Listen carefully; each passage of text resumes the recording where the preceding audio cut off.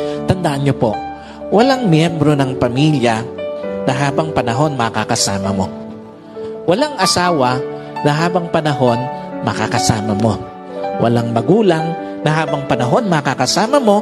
Walang anak na habang panahon makakasama mo.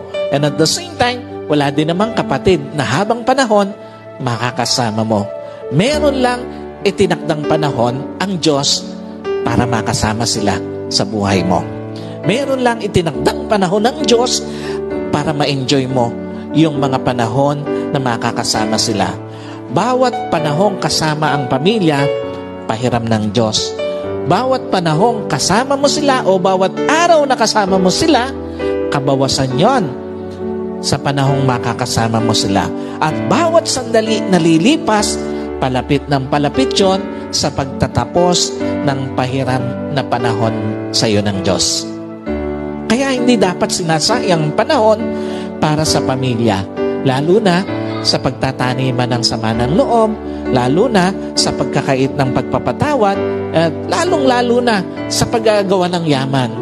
Napakawalang kwenta ng mga bagay na minsan hinahayaan natin na sayangin yung panahon na dapat kasama natin ang pamilya natin.